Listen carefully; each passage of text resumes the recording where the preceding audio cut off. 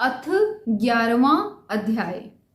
एक समय श्री वेद व्यास जी से नारद मुनि ने पूछा कि हे व्यास जी, सब आश्रमों में गृहस्थ आश्रम श्रेष्ठ क्यों माना गया है? तब व्यास जी ने कहा, जैसे समस्त नदियां समुद्र में जाकर आश्रय पाती हैं और सब जीव माता का आश्रय पाकर जीवित रहते हैं, उसी प्रकार भिक्षुक, ब्रह्मचारी, सन्यासी, विद्यार्थी, गुरु पूजक तथा यात्री, यह 6 जीविका रहित होने पर भी गृहस्थों का ही आश्रय पाते हैं। हे नारद, इस संबंध में मैं तुम्हें एक पुरातन इतिहास सुनाता हूं। प्राचीन काल में उत्तानपाद राजा का उत्तम नाम का पुत्र अत्यंत बलवान तथा मदिरा पीने वाला था। राजा बनने पर उसने बहुला नाम वाली स्त्री से विवाह किया। राजा रानी दोनों स्नेहपूर्वक रहने लगे। एक दिन राजा ने वेश्या का नृत्य देखते हुए मदिरा पान किया, साथ ही अपनी स्त्री से मदिरा पीने का आग्रह किया, परंतु रानी ने उसका कहना नहीं माना।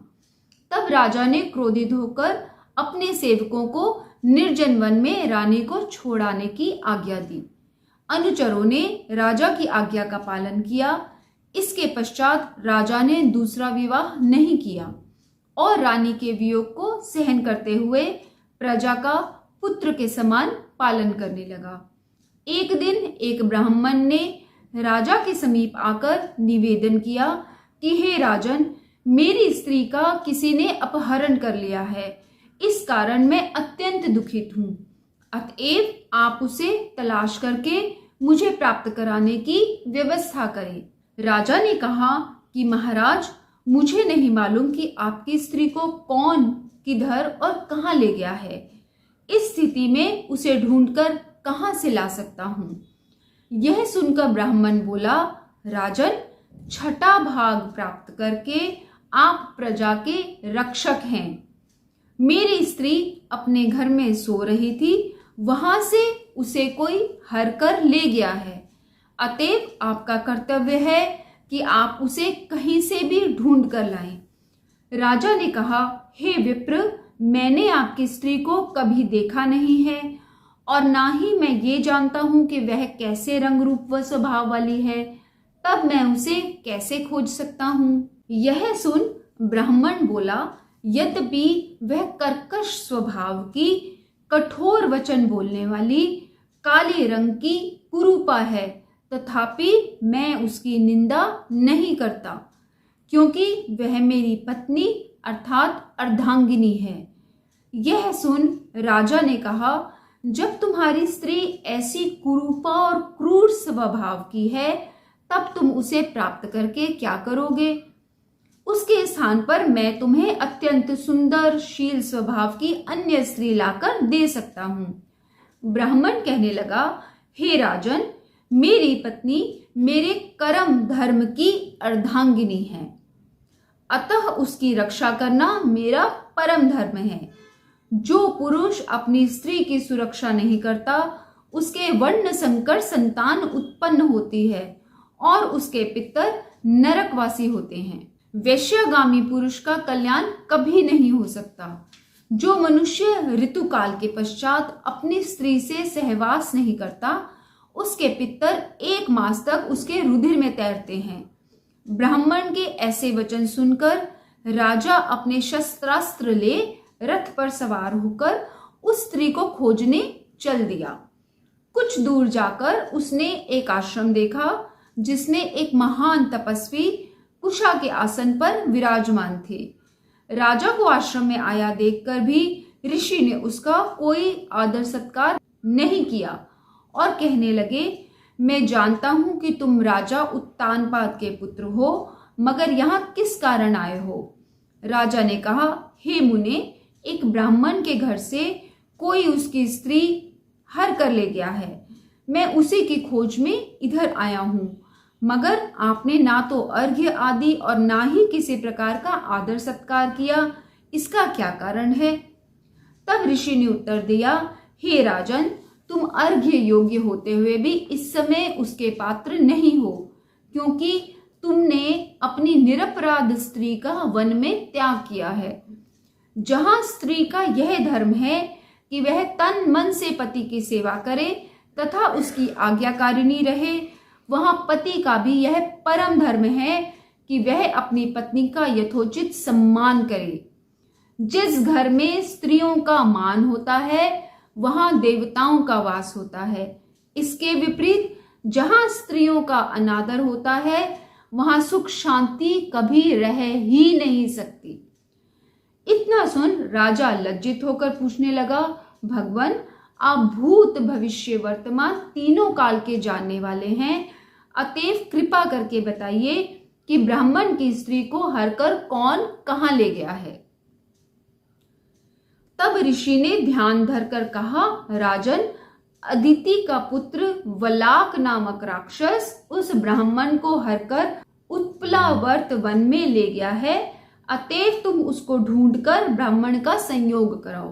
तत्पश्चात राजा मुनि को प्रणाम करके अपने रथ पर सवार होकर उत्पलावर्त वन में जा पहुंचा। वहां जाकर राजा ने देखा कि एक स्त्री बिल्व फल खा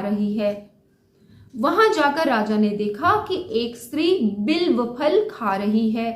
ब्राह्मण ने जैसा बताया था वैसा ही रंग रूप देखकर राजा ने उसे पहचान लिया और कहा, हे कल्याणी, तुम कौन हो और इस वन में क्यों आई हो?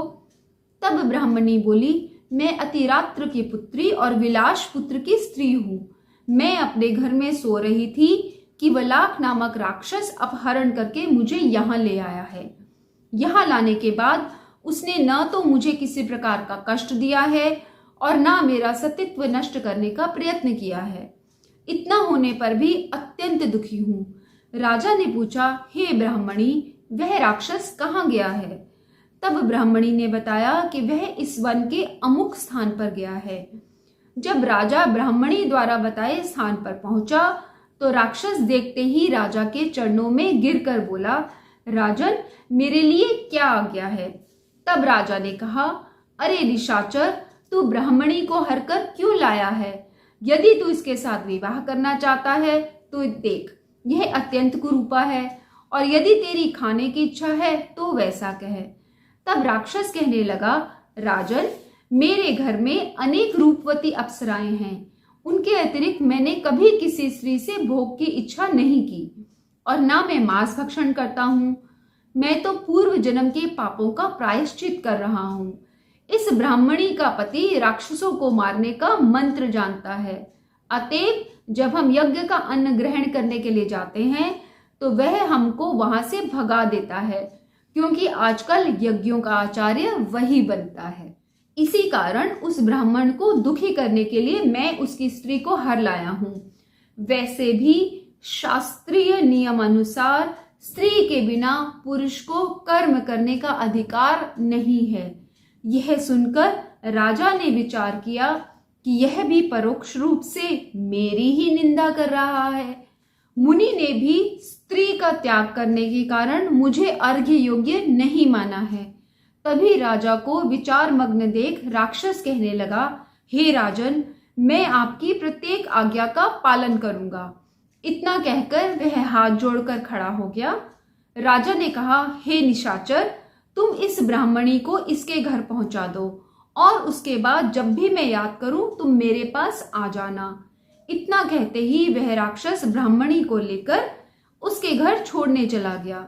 इसके बाद राजा विचारने लगा कि मैंने अपनी निर्दोष पत्नी को घर से निकाला है, अतएव अब मैं कौन सा ऐसा पुण्य कर्म करूं जिससे इस पाप से निवृत्ति हो। तब राजा ने पुनः उन्हीं मुनि के पास जाकर उनसे अपना कर्तव्य पूछा। मुनि ने कहा, हे राजन, पुरुष के लिए स्त्री धर्म, अर्थ, काम और मोक्ष सभी कुछ देने वाली है। इतना ही नहीं, स्त्री के बिना इस लोक तथा परलोक कहीं पर भी सुख की प्राप्ति नहीं हो सकती। स्त्री चाहे कैसी ही कुरूपा, मूर्ख, रोगी, दरिद्री या खोटे स्वभाव वाली क्यों ना हो, पुरुष को उसका सम्मान करना चाहिए। तब राजा कहने लगे, हे मुने, मैंने अपनी निर्दोष पतिव्रता स्त्री को त्याग दिया है, अतएव अब मैं क्या करूं? तब मुनि ने कहा, हे राजन, तुम्हारी स्त्री को अकेली वन में घूमते हुए देख शतापात नामक नाग उसे पाताल लोक में ले गया है। उस नाग की नंदा नाम की एक कन्या है जिसने उसको घर में छिपा कर रखा है। यह सुनकर राजा वहां से अपने घर आया तो ब्राह्मण को स्त्री सहित अपने घर देख अत्यंत प्रसन्न हुआ। इसके बाद राजा ने ज्यों ही वलाक नामक राक्षस को याद किया, वह तुरंत उपस्थित हो गया। तब राजा ने उसे पाताल लोक से अपनी स्त्री लाने का आदेश दिया। आज्ञा मिलते ही वलाक पाताल लोक गया और वहां से राजा की स्त्री लाकर उसको सौंप दी। तदनंतर राजा और रानी स्नेहपूर्वक रहने लगे।